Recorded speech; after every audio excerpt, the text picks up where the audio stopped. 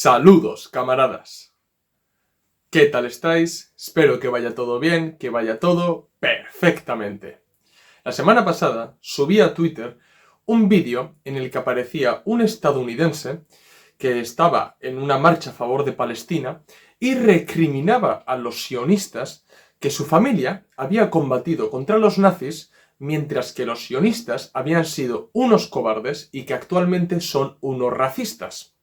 Sinceramente, no creía que ese vídeo se iba a hacer tan viral porque se difundió muchísimo por distintas cuentas de Twitter y, pues como ya suele ocurrir bastante a menudo en las redes sociales, cada vez que se sube algo que va en contra del relato oficial del sionismo, pues vienen sionistas en manada a criticar lo que no les gusta. ¿Bien? Es decir, a criticar el antisionismo y a llamar a la gente antisemita. Creo que es muy importante exponer a estos sionistas y sobre todo exponer las supuestas críticas que hacen porque son un buen reflejo de hasta dónde entra el sionismo y todo el lavado de cerebro que ha hecho los lobbies sionistas con la gente común. Y esto se puede ver muy claramente en las redes sociales con distintos usuarios que no saben diferenciar a un judío de un sionista y mucho menos saben diferenciar el antisionismo del antisemitismo. Así que en este vídeo voy a exponer a algunos sionistas y sus comentarios que me dejaron en la cuenta de Twitter para que os deis cuenta de lo nocivo que es el sionismo. Así que vamos con el vídeo. Esto es Red Planeta. ¡Comenzamos!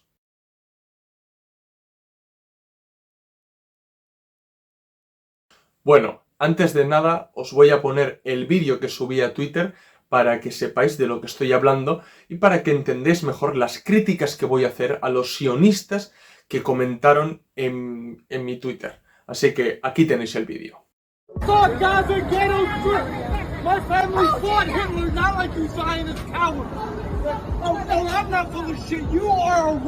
Aparte del vídeo, subí un tweet. Y mi tweet decía lo siguiente, os lo voy a leer tal cual y os lo voy a poner en pantalla también. Este estadounidense le dice la verdad a los sionistas. La mayoría de los judíos víctimas del nazismo no eran sionistas. Los sionistas eran tolerados por los nazis y pactaban con ellos. Bien, lógicamente este comentario pues no gustó a muchos sionistas y por esta misma razón vinieron muchas cuentas sionistas a criticar, a insultar, a intentar cancelarme, diciendo que yo era un antisemita, que era un nazi y que estaba en contra de los judíos. Pero es que no es así. Yo realmente no tengo absolutamente nada con los judíos, pero sí estoy en contra del sionismo. Es decir, yo no soy antisemita, sino que soy antisionista. Pero como esta gente no le da para pensar más, pues asocian estas dos ideas y no saben diferenciar cuando uno critica el sionismo. Se piensan que están criticando a todos los judíos, por ende es antisemita. Pero claro, todos estos que vinieron a comentar, que luego voy a ir leyendo los tweets, demuestran que son sumamente seguidistas y además están muy adoctrinados por el sionismo. Desconocen la historia misma del sionismo, es que no van más allá. Y son incapaces de responder a las preguntas que se les plantea. Porque yo les pregunté varias cosas, yo no fui a la guerra con ellos, simplemente les hice varias preguntas a ver si eran capaces en calidad de sionistas de responderme. Pero no eran capaces de responderme. ¿Por qué? Precisamente porque desconocen la historia del sionismo. Y porque se han comido todo el relato oficial que ha implantado durante los últimos 50 años el sionismo en Occidente. Bien, y toda esa presión que ejercen los lobbies sionistas en Occidente es tan brutal que acaba creando gente sin mente, sin capacidad de autocrítica, sin criterio, que abraza el sionismo pensando que el sionismo, defender el sionismo es defender la democracia, la libertad y los valores tan civilizatorios de Occidente. Cuando es todo lo contrario si repasamos la historia del sionismo. A ver, queridos haters sionistas, algunos hemos leído la historia del sionismo, hemos estudiado la historia del sionismo, vosotros no. Nosotros somos capaces de hacer las críticas. Vosotros no sois capaces de hacer las autocríticas. Es así de sencillo. Y precisamente como hemos estudiado la historia del sionismo, somos antisionistas. Y vosotros, como no habéis estudiado la historia del sionismo, sois sionistas. Ese es el problema. Y ahí reside también la cuestión palestina. Así que, bueno, como ya os he dicho, en este vídeo voy a exponer algunos de los comentarios que me escribieron estos sionistas para que os deis cuenta de qué clase de personas están creando en Occidente. Y sobre todo a raíz de la última escalada en el conflicto palestino-israelí, todo esto se ha recrudecido aún más. Bien, así que bueno, vamos allá. Vamos con el primer tuit. Dice así: estoy en contra del sionismo, pero decir que el nazismo apoyaba y pactaba con el sionismo es una gilipollez monumental. Bueno, este tuit a mí, no sé a vosotros, pero a mí me suena al típico no soy racista pero, ¿no? O sea, esto es, si en una frase uno niega ser tal cosa y luego pone un pero, automáticamente se anula lo que ha dicho y se convierte en eso que dice que no es. Bien, es que eso es matemática pura. Y lo peor de todo, como veréis con el resto de comentarios, es que estos usuarios no solamente critican, sino que insultan, intentan ridiculizar e intentan cancelar. Es decir, acaban proyectando sus propias deficiencias en mí. Que hagan lo que quieran, pero yo tengo la historia y tengo el estudio por detrás para contestar a diferencia de ellos. Bien, y cuando uno afirma que los sionistas y los nazis llegaron a pactos, es que es verdad, no nos estamos inventando absolutamente nada. Que lo mejor hubiera sido que no hubiera pasado así, vale, de acuerdo, pero en la historia, si ha ocurrido algo, ha ocurrido, o sea, es objetivo. Ahí hay que analizarlo, hay que entender las causas, hay que entender los factores y sus consecuencias. Y ya está, no pasa absolutamente nada, simplemente hay que leerlo y entenderlo. Pero negarlo, ser un negacionista de esto, lo único que hace es faltarse respeto a uno mismo. Y además demostrar en las redes sociales de que no se tiene ni puñetera idea de lo que se está hablando y que tampoco se sabe diferenciar el sionismo del judaísmo. Y claro, cuando yo pongo que los nazis pactaron con los sionistas, pues a un sionista, bueno, que seguramente nunca ha sido sionista, pero ahora con el conflicto palestino-israelí se ha vuelto sionista porque la tele le dice que el sionismo es bueno y que Israel es bueno, pues se le desconectan las pocas neuronas que tienen y no llegan a entender lo que se está diciendo. Bien, entonces voy a explicaros un poquito por qué afirmo que los sionistas pactaron con los nazis. Pues, para eso, este usuario dice que es una gilipollez afirmar eso. Muy bien, pues vamos a ver si esa gilipollez es real o es mentira. Y para eso, querido hater, lo siento mucho, pero te voy a desilusionar, porque los sionistas sí que pactaron con los nazis. Y para ello os voy a dar un par de datos.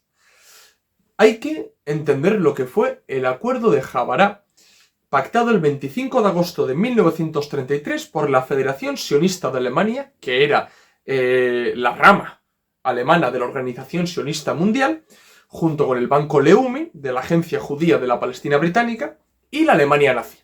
Esto es, fue un pacto a tres bandas. Bueno, tres bandas tampoco, porque la Federación Sionista de Alemania y el Banco Leumi tenían los mismos intereses y luego la Alemania nazi tenía otros intereses. Pues bien, tras meses de negociación, la sección sionista de Alemania y los nazis llegaron a un acuerdo que fue el ya mencionado Acuerdo de Habará, que vendría a ser el Acuerdo de Traslado y Transferencia. Según este acuerdo, los nazis se comprometían a permitir la inmigración judía a Palestina a cambio de que los inmigrantes judíos de Alemania podrían usar sus bienes para comprar mercancías alemanas para exportación. Así, ellos podían salvar sus bienes personales durante la inmigración. Este acuerdo se mantuvo en vigor hasta 1939-1940, es decir, con el inicio de la Segunda Guerra Mundial. ¿De acuerdo? Y durante todo ese tiempo, gracias a ese al acuerdo de Habará, se creó un mercado para las fábricas alemanas en la Palestina gobernada por los británicos gracias a los sionistas. O sea, Daros cuenta de la dimensión que tuvo este acuerdo. Pues, hablando de dinero, porque os he dicho que se creó un mercado, de facto se creó un mercado entre los sionistas y los nazis, pues yo os voy a dar los siguientes datos que demuestran cuál fue la magnitud monetaria de este acuerdo. Bien, os lo voy a leer tal cual. Entre noviembre de 1939 y el 31 de diciembre de 1937, el equivalente de 77.800.000 Reichsmarks o 22 millones y medio al cambio en 1938 en mercancías fueron exportadas a negocios judíos en Palestina. En 1939, el total era 105 millones de Reichsmarks, aproximadamente 35 millones al cambio en 1939. O sea, vemos realmente que literalmente para 1937 las mercancías exportadas desde Alemania a Palestina tuvieron un valor de 22 millones y medio. Y ya, para cuando se terminó el acuerdo de Habará, era de 35 millones. Esto no es una cosa menor, esto es muy importante, el acuerdo que se acabó generando entre los sionistas y los nazis. Bien, es más, Edwin Black, autor del libro El acuerdo de transferencia, la dramática historia del pacto entre el Tercer Reich y la Palestina judía, os recomiendo que lo leáis ese libro, pues este autor asegura que cerca del 60% de las inversiones totales realizadas en Palestina entre agosto de 1939 y septiembre de 1939 fueron el resultado de las transferencias realizadas en el ámbito del acuerdo, capitales que estuvieron especialmente dirigidos a la metalurgia, a la industria textil y a la industria química, pero también a las fábricas de cemento, de fertilizantes y de instrumentos agrícolas. Y Edwin Black concluye lo siguiente: Habará fue indispensable para la conformación del futuro Estado de Israel. He ahí donde reside la verdadera importancia del pacto al que llegaron los sionistas y los nazis. Y además, hay más. O sea, no cualquier judío podía acogerse a este acuerdo para emigrar a Palestina desde Alemania. No, solamente los judíos que tuvieran más de 1.000 libras esterlinas o 5.000 dólares de la época o 15.000 Reichsmarks. Bien, solamente estos judíos podrían acogerse al pacto para emigrar a Palestina. Teniendo en cuenta que en aquellos años una familia de 4 personas podía vivir con 300 libras, se puede sacar la conclusión que los judíos que emigraron a Palestina gracias al acuerdo de Habará fueron judíos adinerados. Es decir, fue una minoría. Que ahí se ven realmente las minorías que se acercan al sol que más calienta, se acercan al fin y al cabo al capital en este sentido y beneficia a los que más tienen. Pues aquí los que se acogieron al pacto de Habará fueron los que podían permitírselo. Bien, y de esta manera tan solo 60.000 judíos emigraron a Palestina gracias al acuerdo de Habará. Y esto contrasta en comparación con los 6 millones de judíos que fueron víctimas del nazismo en el Holocausto.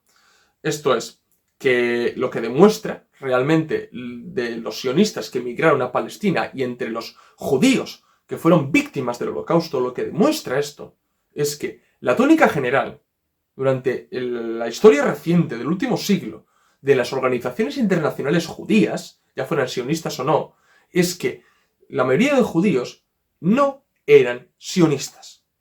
Que es lo que yo vengo a decir en el tuit, que las víctimas judías en el Holocausto no fueron sionistas, sino que eran judíos simplemente, y la mayoría de ellos judíos integracionistas, sindicalistas y de tendencias izquierdistas, ya fueran socialdemócratas, socialistas o comunistas. Y los que se fueron, porque tenían el capital para hacerlo, fueron sionistas. He ahí el pacto de Habará. Y no solamente eso, sino que siguiendo con el espíritu de Habará, los sionistas fueron tolerados en la Alemania nazi. O sea, fueron la Federación Sionista de Alemania fue la única organización no nazi legal en Alemania nazi. ¿Dónde está ahí la persecución? O, junto con esto, la Organización Sionista Mundial, a través de la Federación Sionista de Alemania, recibió permiso para organizar en territorio alemán alrededor de 40 centros de adiestramiento profesional y rural para los futuros emigrantes a Palestina. El gobierno nazi literalmente puso a disposición de los sionistas granjas y otros medios para este adiestramiento. O sea, les pusieron todas las facilidades sobre la mesa. Pero todo esto no iba a ser en favor de los sionistas, porque hasta ahora os he mencionado muchos de los beneficios que sacaron los sionistas de este acuerdo, pero los nazis, lógicamente, también se beneficiaron, aparte del mercado sustancial que se creó entre los alemanes y la agencia judía que existía en el mandato británico para Palestina. Pues los nazis se beneficiaron en el sentido de que los sionistas se comprometieron a levantar el bloqueo antinazi que impusieron las distintas organizaciones judías internacionales que no eran sionistas. Bien, más sencillo. Hasta entonces os he dicho que la mayoría de las organizaciones judías internacionales no eran sionistas. Bien, y cuando los nazis subieron al poder, impusieron un boicot. Un boicot a los nazis, porque sabían el peligro que representaban los nazis para la comunidad judía. Entonces, con el acuerdo de Habará, los sionistas, ejerciendo presión dentro de estas organizaciones, se comprometieron a levantar ese bloqueo, a levantar ese boicot, al menos a aliviarlo, lo que beneficiaba a los alemanes y lo que limpiaba la cara a los alemanes en el plano internacional. Esto es muy importante porque ahí se ve cómo trabaja uno y trabajan otros. También cabe destacar que la inmigración judía desde la Alemania nazi a Palestina corrió a cargo de las propias autoridades nazis. Quiero decir que los nazis organizaron los viajes desde Alemania a Palestina. Y buena prueba de ello es que en octubre de 1933, la línea marítima alemana más importante, que era la compañía naviera Hamburgo-Sudamérica, implementó un servicio directo desde Hamburgo a Haifa. De ahí que podemos ver muchas fotos, muchas imágenes de barcos llevando a judíos y en esos barcos está la bandera nazi, es decir, la svástica. Y esto puede parecer un oxímoron, pero es que es real. Judíos en barcos con banderas alemanas, que cualquiera que vea esa imagen puede decir, bueno, los llevarán a los campos de concentración o lo que sea. No, los llevaban a Palestina. Porque los nazis se hicieron cargo de esa inmigración. Eso era parte del acuerdo de Habará. Y bueno, objetivamente se podría decir que el acuerdo de Habará era un win-to-win. Es decir, los dos salieron ganando. Pero esto a mí no me quita la razón. Al contrario, me da la razón, demuestra que los sionistas y los nazis pactaron. ¿Que ambos se beneficiaron? Sí. ¿Que los sionistas se beneficiaron fomentando la inmigración a Palestina, que era su objetivo de crear un Estado judío? Y para crear un Estado judío necesitas judíos. Bien, entonces ellos se beneficiaron en ese sentido. Y que los alemanes se beneficiaron gracias al mercado que se generó y gracias a que los sionistas ejercieron una presión para aliviar el boicot y el bloqueo internacional. Sí, fue un win-to-win. Pero el acuerdo está ahí. El acuerdo de Habará está ahí. Y nadie lo puede negar. Y lo importante es que mientras que los sionistas hacían estos acuerdos con los nazis, la mayoría de organizaciones judías que no eran sionistas criticaban el nazismo y alertaban sobre la actitud sumamente antijudía y antisemita de los nazis. Y ahí podemos ver las dos actitudes, la no sionista y la sionista. La sionista pactaba, la no sionista criminalizaba el nazismo. Y de ahí cada uno que saque sus propias conclusiones acerca del papel que jugaron unos sionistas y los judíos no sionistas. Y quién realmente leyó correctamente las condiciones y quién no. Ahí ya dejo a vuestras propias conclusiones. Yo simplemente os estoy dando los datos históricos. Y que los sionistas pactaron con los nazis no es nada descabellado. Porque si uno analiza la historia del sionismo, para 1930 los sionistas ya se habían dado cuenta que para fomentar la inmigración a Palestina, que era el objetivo principal del sionismo, sabían que el antisemitismo era una gran ayuda. ¿Por qué? Porque suponía la derrota de los no sionistas, en el sentido de que los no sionistas defendían el integracionismo, es decir, que los judíos tenían que vivir en cualquier país, pero respetando sus particularidades religiosas y culturales. Entonces, el auge del fascismo y del nazismo demostraba que esta línea judía era utópico. Solamente era una ilusión que no sería nunca real. De modo que los sionistas dijeron, ¿ves? Teníamos razón. Lo que hay que hacer es emigrar a Palestina. Y el antisemitismo ayudaba a eso, porque impedía la integración de los judíos y facilitaba su emigración.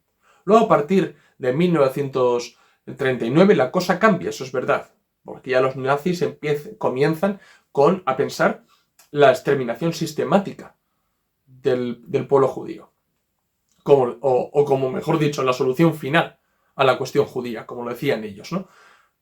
Pero antes de eso, porque los nazis no llegaron con esa idea de primeras, fue gradual, los nazis acogieron muy bien el acuerdo de Habará porque les beneficiaba, porque sacaban a judíos de Alemania. Entonces fue un acuerdo win to win en toda regla, pero fue un acuerdo y no estoy mintiendo en ningún momento cuando digo que los sionistas pactaron con los nazis. Así que vamos con el segundo tuit.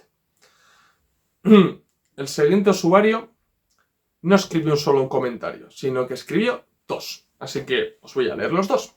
Vamos con el primero. Si supuestamente el sionismo apoyaba a los nazis, entonces, ¿por qué los sionistas, cuando estalló la Segunda Guerra Mundial, se unieron al ejército británico para luchar en contra de la Alemania nazi?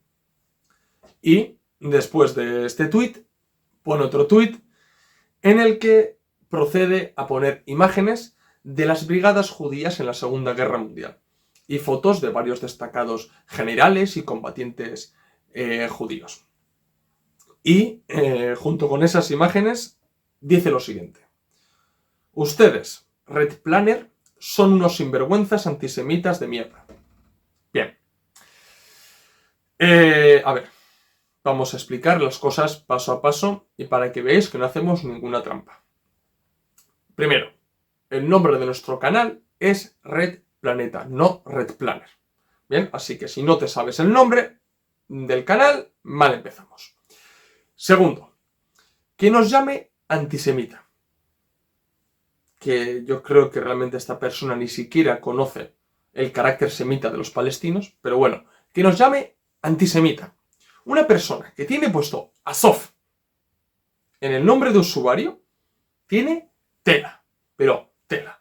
Porque precisamente la brigada Azov de Ucrania exalta a Stepan Bandera, a la Organización de Nacionalistas Ucranianos y al ejército insurgente ucraniano, conocido realmente por su carácter nazi. O sea, ¿estáis bien de la cabeza? ¿Cómo va la cuestión? O sea, estos nacionalistas ucranianos fueron responsables de distintas matanzas a polacos judíos en Galicia y en Volinia. Y eso demuestra realmente que este usuario no sabe ni por dónde le sopla el viento. Bien, porque nosotros somos coherentes con lo que decimos. Esta gente que nos llama antisemita a nosotros y con el nombre, con el nickname Azov, es como algo que no sé, es que es para flipar realmente. Pero bueno, en las redes sociales hay de todo y esta persona pues se ha atrevido a llamarnos antisemitas de mierda y además lo más gracioso que me parece a mí es que vienen a comentar, ¡buah, qué mal le voy a dejar a este tipo! Bueno, pues vamos a responderte. A ver, sí es verdad que los sionistas acabaron apoyando a los aliados, concretamente a Reino Unido, en la Segunda Guerra Mundial. Es cierto. Pero, y bueno, esto ya lo expliqué en el vídeo que dediqué a la historia oculta del sionismo. O sea, no es ninguna sorpresa, nosotros ya lo hemos dicho. Pero es que este usuario hace trampa. Y ahora os voy a demostrar por qué digo que hace trampa. Todos los sionistas no se unieron al ejército británico cuando comenzó la Segunda Guerra Mundial. Esto es falso. Es verdad que, por ejemplo, el acuerdo de Habará terminó con el comienzo de la Segunda Guerra Mundial. Me faltaría más que siguieran con el acuerdo de Habará, ¿no? Después del inicio de la Segunda Guerra Mundial, la solución final y demás, ¿no? Pero los sionistas, en ese tiempo todavía se debatían acerca de si aprovechar el contexto de la Guerra Mundial para combatir in situ, es decir, en Palestina, a los británicos, o si marchar con los británicos a combatir a los nazis. Bien, existía un debate. Y es verdad que al final prevaleció la opinión de Ben Gurion y de Weizmann, que eran partidarios de luchar junto con los británicos, ya que los nazis suponían una mayor amenaza para los judíos. Y bueno, consiguieron alistar a combatientes judíos. Pero no hagamos trampas, porque todos los combatientes judíos que llegaron a alistar en los ejércitos aliados no eran todos sionistas. No eran todos sionistas, ¿bien? Y además se llegaron a crear batallones compuestos por judíos y árabes, es decir, batallones palestinos. ¿Bien?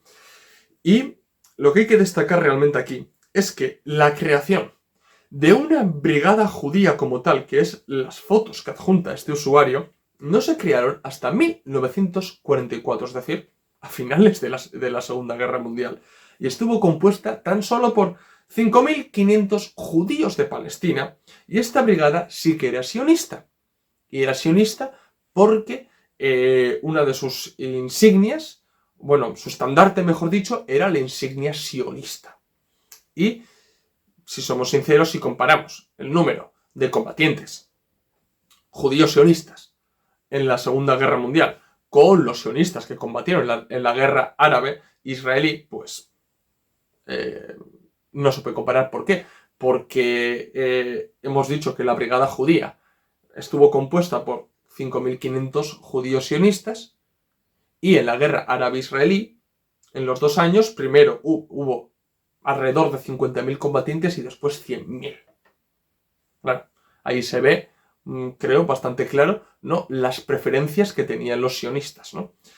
Y tampoco creáis que el movimiento sionista era uno y homogéneo, porque no es así, porque hubo sionistas que no quisieron combatir con los británicos. Al contrario, defendieron la idea de que había que aprovechar la Segunda Guerra Mundial para combatir a los británicos en Palestina y expulsarlos. Es que también existieron ese tipo de elementos.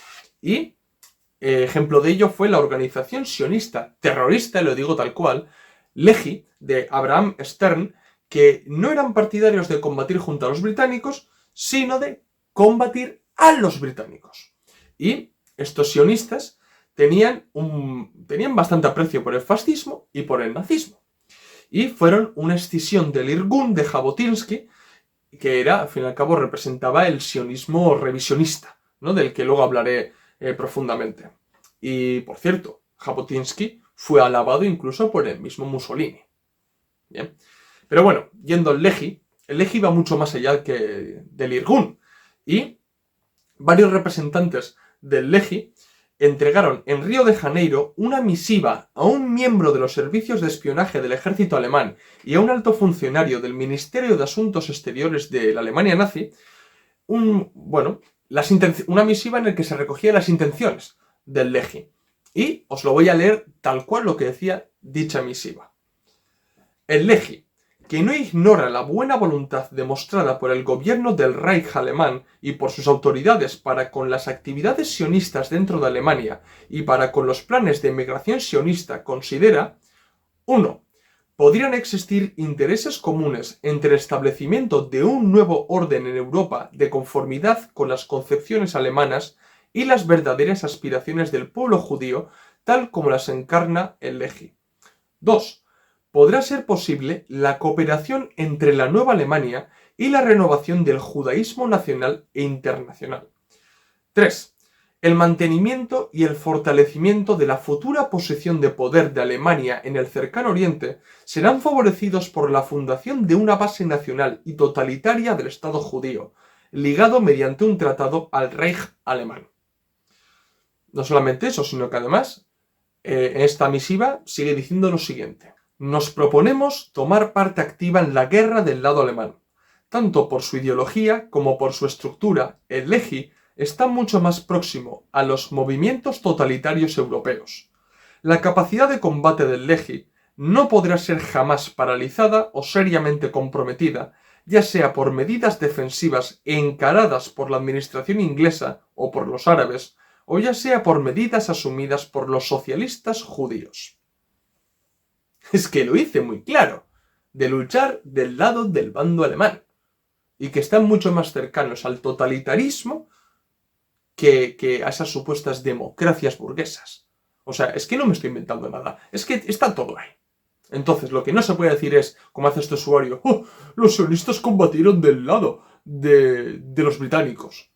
Y sionistas que combatieron contra los británicos. Y a ver qué ocurrió en los primeros años después de la Segunda Guerra Mundial, cuando se realizaron acciones terroristas tanto contra el pueblo árabe palestino y contra las autoridades británicas en Palestina. Claro, todo eso lo callamos, pero lo calléis no conscientemente, sino porque no lo sabéis, porque no habéis estudiado el sionismo y mucho menos la historia del conflicto palestino-israelí. Y huelga a decir que el Irgun y el Lehi formaron parte del sionismo revisionista. Y este sionismo revisionista, que es una rama del sionismo, pues hoy en día está representado políticamente en Israel por el partido Likud. Sí, el partido de Netanyahu. A ver si empezamos a atar cabos poco a poco. Así que bueno, sigamos. Tercer tuit. Que Ana Frank era sionista. ¿Qué pacto hicieron los nazis con ella? ¿Tienes fuentes además de todo lo que dices? Bueno, a ver.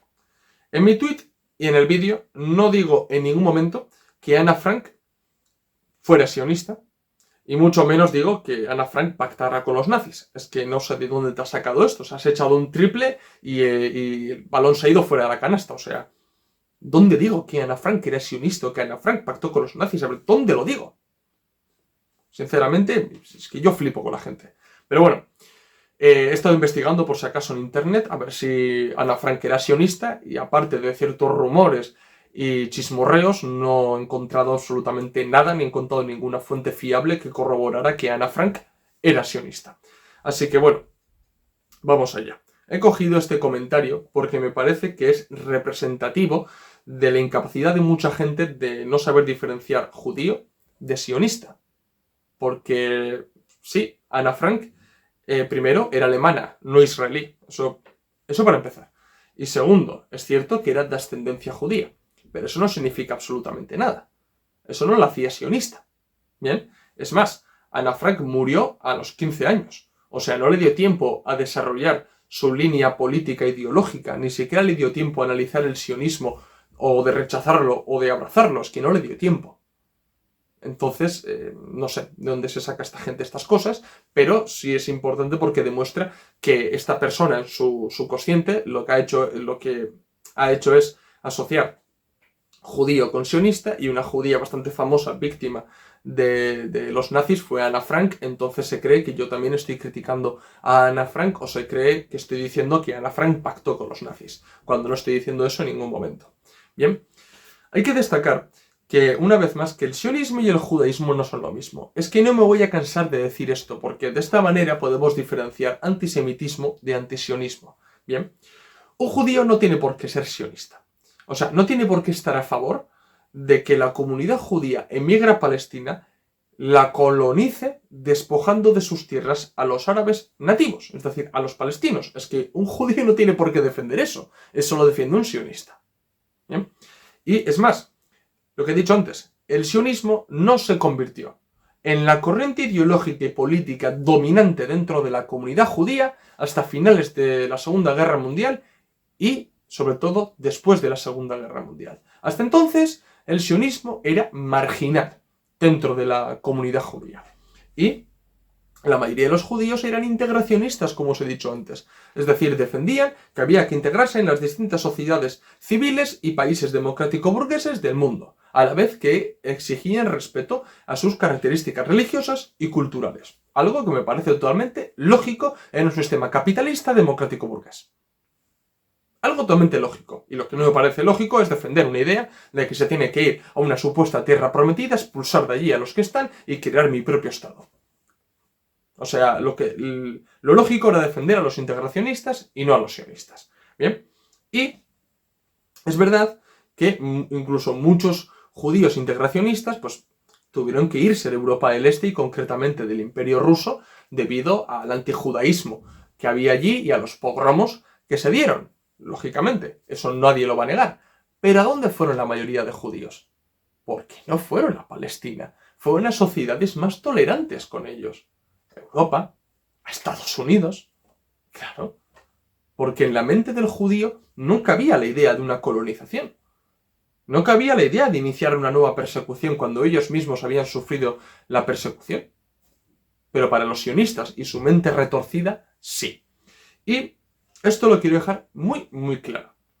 ¿Por qué? Porque si aprendemos a diferenciar al sionista del judío, el antisemitismo del antisionismo, podemos empezar a entender que la mayoría de las víctimas del nazismo eran judíos, sí, sí lo eran, pero no sionistas, que es lo que digo yo en el propio tuit. No eran sionistas. Y la mayoría de los judíos que fueron víctimas de los nazis eran integracionistas. Y precisamente los nazis atentaron contra ese derecho de integrarse, en ese caso en la sociedad alemana, incluso organizando una eliminación sistemática contra ellos. Entonces la mayoría de los judíos asesinados fueron integracionistas y no sionistas. A ver si aprendemos a diferenciar de una vez. Así que, sigamos. Cuarto tuit. Un marxista leninista iluminado. Tú de razonar poco y de cultura básica menos. Bueno, aquí tenemos a otro usuario que acaba proyectando en mí sus deficiencias propias. Y, a ver, la verdad que en este vídeo estoy dando razones para demostrar que el sionismo y el nazismo sí colaboraron y sí pactaron ciertos acuerdos. Y justamente en este vídeo también, con los datos que os estoy dando cultura básica. A diferencia de lo que tú no has hecho en mi tweet, solamente insultando y faltando respeto, demostrando tu incapacidad de dialogar o tu incapacidad de responder a la pregunta que yo te puse. Bien, pero bueno, no voy a repetir nuevamente el acuerdo de Habará, sino que voy a daros nueva información. Bien, porque aparte de la inmigración y el comercio que se creó entre los sionistas y los alemanes, hubo más entendimiento entre ellos, auspiciado por el acuerdo de Habará, como no. Entonces, como he dicho antes, para los sionistas el auge del nazismo fue una victoria sobre los integracionistas. Y la subida a poder de estos elementos tan reaccionarios y tan antisemitas daba la razón a los sionistas. De modo que se demostraba que la integración, que os he dicho antes, no era más que una ilusión. Bien, entonces los sionistas, recalcando de que ellos, su intención era irse a Palestina, o los nazis los toleraron. Bien, y no solamente eso, sino que además la sección sionista de Alemania hizo todo lo posible para combatir el integracionismo, es decir, a esa corriente judía, dentro de Alemania, y para diferenciar al sionista de esos judíos, que es lo que le gustaba a la Alemania nazi.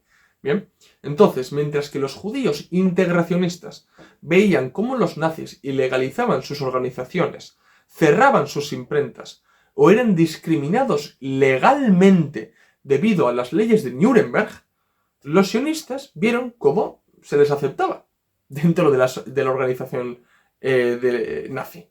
Y veían cómo la Federación Sionista de Alemania era la única organización no nazi legal en el Tercer Reich. Bien. Y bueno, he aquí algunas pruebas de esta tolerancia por parte de los nazis. Bien. Por ejemplo, la tirada del semanario sionista en Alemania entre 1931 y 1932 era de entre 5.000 a 7.000 ejemplares. Pues bien, solamente en los primeros meses después de que Hitler subiera al poder, ese semanario subió, la tirada de ese semanario ascendió hasta los 40.000 ejemplares. Y lo mismo pasa con las colectas, porque las colectas de fondos de la organización sionista en Alemania se triplicó para los años 1935-1936. Bien. Además, los sionistas pudieron tener abierta su sede hasta 1938 y realizaban actividades. O sea, no solamente eso, sino que, y os lo leo tal cual, los dirigentes nazis en los primeros años del nuevo régimen les incentivaron a realizar fiestas religiosas, culturales y deportivas bajo la égida del movimiento sionista y hasta contando con la benévola presencia de funcionarios de la Gestapo. Esto ya sé que a más de uno se le pueden desconectar 50 neuronas al escuchar esto, pero es que es la verdad y hay pruebas de ello. Y no se puede negar, y hay que analizar la historia materialistamente y no pasa absolutamente nada, se reconoce un error y punto. O se entiende realmente que había una convergencia de intereses, pero hay que tratar de manera objetiva la historia. Otra cuestión muy importante, a la par que oscuro, es que en la Polonia ocupada por los nazis, los alemanes crearon consejos judíos. Y adivinar quiénes estaban a la cabeza de esos mismos consejos. Efectivamente, los sionistas. Vaya, otra vez. Y en un inicio, estos consejos recibieron estas responsabilidades. Distribuir la estrella amarilla a partir del momento en que se hizo obligatorio el uso de ese símbolo. Los consejos eran los que organizaban el reclutamiento para los trabajos forzosos. Eran ellos los que confeccionaban las listas de quienes deberían ser internados en los campos de concentración. Esto es, los líderes sionistas de los consejos judíos de Polonia actuaron como verdaderos cipayos. Y no fueron pocos los judíos que estuvieron en distintos guetos de Polonia los que denunciaron la actitud colaboracionista de los sionistas. Pero es que no solamente eso, sino es que aún hay más. Porque también tengo que destacar el viaje que realizó el barón von Mildenstein, experto de las SS para los problemas judíos, a la Palestina británica. Y adivinar, ¿para qué fue allí este barón nazi? ¿Fue a reunirse con los británicos? ¿Fue a reunirse con el muftí de Jerusalén, que tanto os gusta sacar a la palestra el muftí de Jerusalén porque habló con Hitler? No, señores, no. El barón von Mildenstein se marchó a Palestina, invitado por la agencia judía, por los sionistas.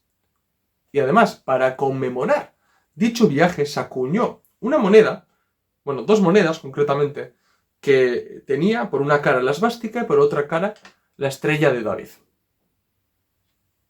Entonces ya me diréis que tanto sacáis a la palestra el muftí de Jerusalén, que lo hemos criticado 1000 veces en este canal, bien, pero calláis.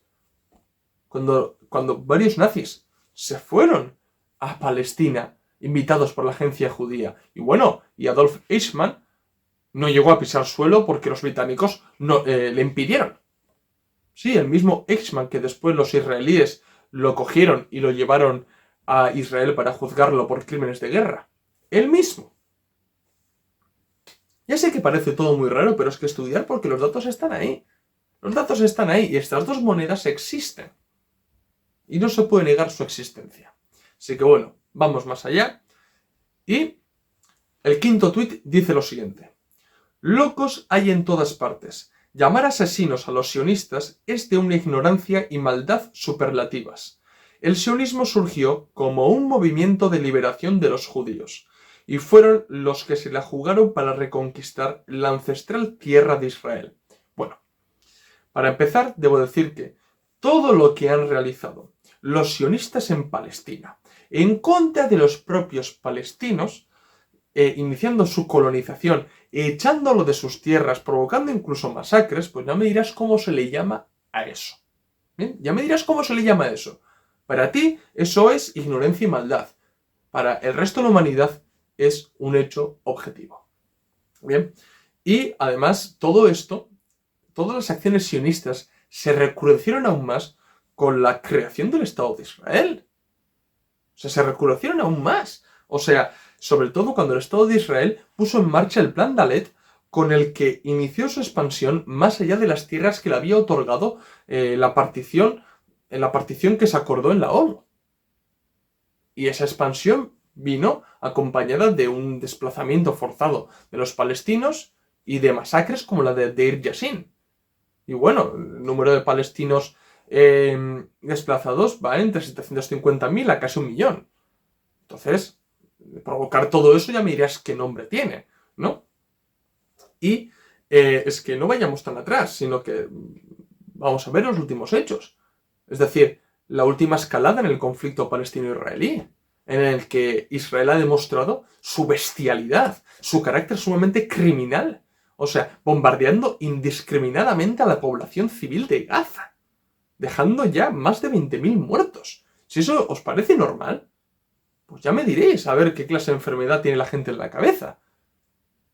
pero que esa bestialidad por parte de Israel ha sido tal que incluso sus propios socios han tenido que demandar proporcionalidad, ¿no? La famosa frase de Israel tiene el derecho de defenderse, pero que actúe con proporcionalidad, lo que demuestra que no actúa con proporcionalidad. Porque su intención es limpiar Gaza, porque su intención es realizar una nueva Nakba. Ese es el carácter del sionismo, un carácter criminal, un carácter verdaderamente antihumano. Y como no, imperialista y colonialista, que no van a parar hasta crear el gran Israel. Ese es el problema del sionismo. Entonces, pensar un poco antes de hablar y de escribir tonterías en redes sociales. Y respecto a que el sionismo era un movimiento de liberación nacional de los judíos, bueno, esta persona demuestra que no ha leído absolutamente nada de Theodor Herzl o del propio Jabotinsky. Bien, porque, por ejemplo, Theodor Herzl, padre del sionismo, que está considerado como uno de los padres del sionismo, pues él no consideraba el sionismo como un movimiento de liberación nacional. O sea, el sionismo nació al calor de las ideas nacionalistas étnicas de finales del siglo XIX y también influido por el imperialismo y el colonialismo. O sea, y para Herzl, el Estado judío sería la muralla de Occidente en Oriente Próximo contra la bestialidad árabe y asiática. Y veréis, si leéis el libro de Theodor Herzl, El Estado judío, os vais a dar cuenta de que realmente hay mucho paralelismo entre el sionismo y cualquier forma imperialista más bestial de finales del siglo XIX. Porque es que es hijo de su tiempo realmente el sionismo. Y no es un movimiento de liberación nacional para nada. Pero es que para nada. Y el propio Herzl, bueno, y compañía, sabían que su empresa sería una empresa colonizadora, en el que van a un sitio, bueno, es que además no una empresa colonizadora típica, un colonialismo histórico, sino un colonialismo de ocupación. Es decir, yo llego a un sitio, expulso a los nativos y lo repoblo con colonos, que es literalmente lo que ha hecho Israel. Y eso lo sabían ellos perfectamente. O sea, eso no es un movimiento de liberación nacional. Para nada. Lo verdaderamente positivo para los judíos en ese sentido, no sionistas, hubiera sido integrarse en las sociedades civiles. Y ya está. Eso es realmente lo que hubiera sido beneficioso para los judíos y no marchar a un territorio a ejercer un colonialismo de ocupación contra nativos que estaban allí. Bien.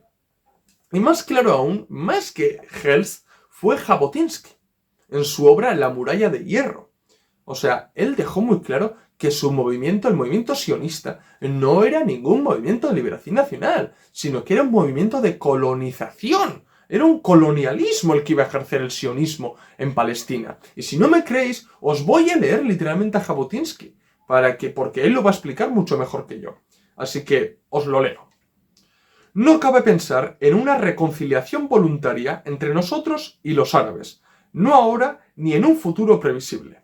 Toda la gente inteligente, salvo los ciegos de nacimiento, comprendieron hace mucho la completa imposibilidad de llegar a acuerdos voluntarios con los árabes de Palestina para transformar Palestina de país árabe en país con una mayoría judía.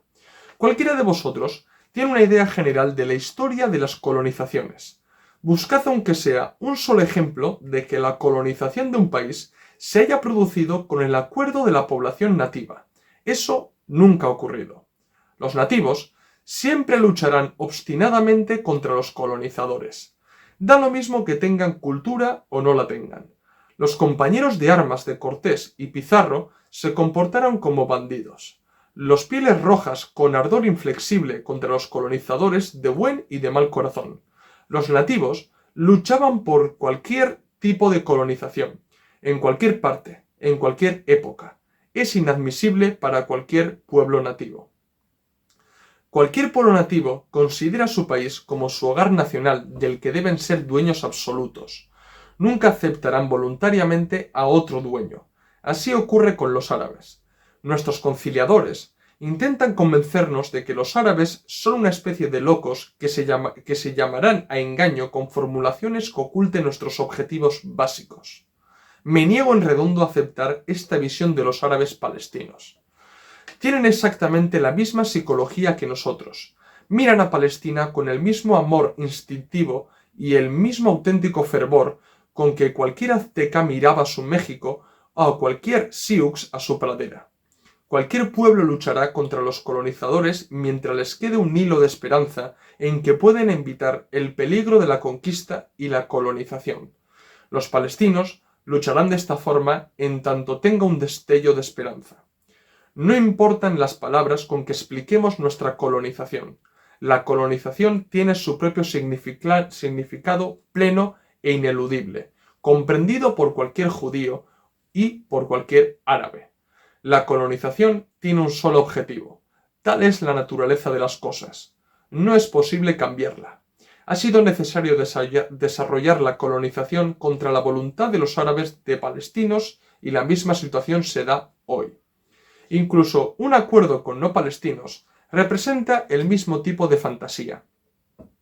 Para que los nacionalistas árabes de Bagdad, La Meca y Damasco acepten pagar un precio tan grave, tendrían que negarse a mantener el carácter árabe de Palestina. No podemos dar ninguna compensación por Palestina, ni a los palestinos ni a los demás árabes. Por tanto, es inconcebible un acuerdo voluntario. Cualquier colonización, aun la más restringida, debe desarrollarse desafiando la voluntad de la población nativa. Por lo tanto, solo puede continuar y desarrollarse bajo el escudo de fuerza que incluye una muralla de hierro impenetrable para la población local. Tal es nuestra política árabe. Formularla de cualquier otro modo sería hipocresía. Si a esto le llamáis Movimiento de Liberación Nacional, yo soy somalí. O sea, Jabotinsky lo deja muy claro, que las intenciones de los sionistas es la colonización. Y de nada sirve coger palabras bonitas de Ben Gurión y me da igual de quién, cuando realmente el cariz, la esencia misma del sionismo ha sido colonialista e imperialista y se ha demostrado con los hechos. Y esto no lo podéis negar.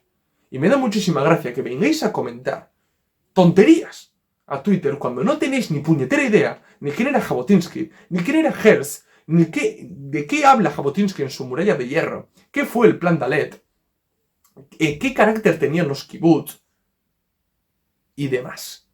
No lo sabéis porque no habéis estudiado el sionismo, porque os habéis sumado a la moda del sionismo ahora que ha empezado nuevamente esta última escalada del conflicto palestino-israelí. Y algunos llevamos defendiendo Palestina desde mucho antes. Y llevamos colaborando con organizaciones palestinas mucho antes de que vosotros se sumarais a la moda sionista. Porque no sois capaces de discernir. Porque no tenéis ni puñetera idea lo que es un judío ni lo que es un sionista. Porque veis a un judío antisionista y os estalla la cabeza. Se os desconectan las 4 neuronas que tenéis. Y es que es así de triste. Y algunos tenemos criterio propio. Y hemos hecho las críticas pertinentes, por ejemplo, al Muftí de Jerusalén. Lo hemos hecho las críticas pertinentes. Y hemos hecho las críticas pertinentes en su momento también a la Autoridad Nacional Palestina, por ejemplo. Y hemos criticado la solución de 2 estados. Y hemos criticado incluso a Arafat. Pero lo hemos hecho porque conocemos la historia palestina. A diferencia de vosotros, que no tenéis ni puñetera idea lo que es el sionismo, y mucho menos conocéis su historia.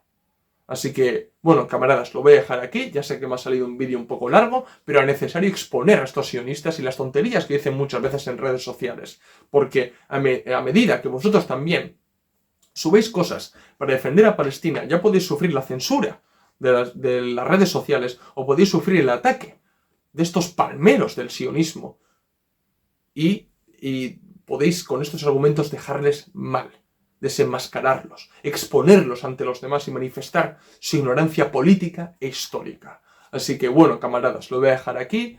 Espero que paséis felices fiestas y que terminéis muy bien el año y comencéis de la mejor manera el año. Así que bueno, camaradas, ya sabéis, si os ha gustado, dejar like. Si sois nuevos, suscribiros al canal. Recordad que en la descripción del vídeo tenéis el enlace de PayPal para donarnos dinero, ayudarnos a crecer y que nos junta a seguir haciendo este tipo de vídeos. También tenéis en la descripción del vídeo los enlaces de los documentos y libros que tenemos solamente en Gumroad. Pasaros por el blog de entrevistas donde tenemos entrevistas muy interesantes y seguirnos en las redes sociales Twitter, Facebook, Instagram y TikTok donde subimos nuevo contenido a diario o casi a diario. Así que esto es todo. Nos vemos en el próximo vídeo. ¡Salud, camaradas!